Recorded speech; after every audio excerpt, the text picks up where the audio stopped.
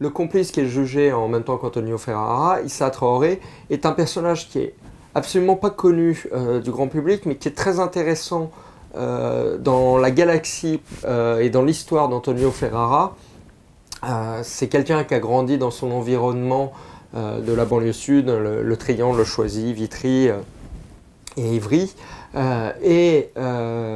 C'est quelqu'un qui est vraisemblablement très très proche de lui, mais qui va se faire arrêter sur le quai de la gare juste quelques instants après le braquage de Joinville, qui va faire une peine de prison en attendant d'être jugé, qui après va se mettre en cavale et dont on va perdre la trace pendant 6-7 ans.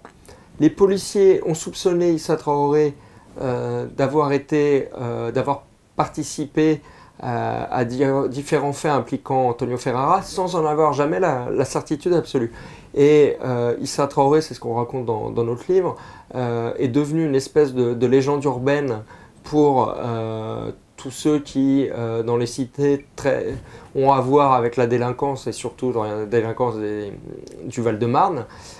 Parce que on a un rappeur très célèbre qui nous a raconté que Issa Traoré, on le surnommait le fantôme, parce que c'était quelqu'un, on nous parlait quasiment de Kaiser Soze quand on nous racontait ça, et quelqu'un qui comme ça échappe à tout, on ne sait jamais trop où il est, on prête qu'aux riches, donc on imaginait qu'il faisait plein de choses, et que en tout cas il était tellement fort que personne n'arrivait à mettre le grappin dessus parmi les forces de l'ordre.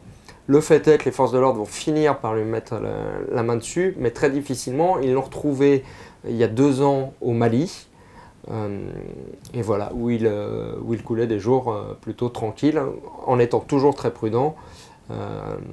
Voilà. Et le fait est que quand il a été arrêté par les forces maliennes et extradé en France, la première chose qu'ont fait les policiers français, c'est prélever son ADN.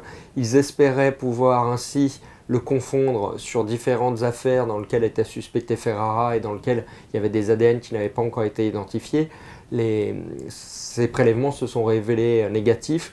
Donc au jour d'aujourd'hui, Issa Traoré est suspecté et accusé seulement de cette attaque de Joinville-le-Pont, et pour le reste, il a un casier quasi vierge.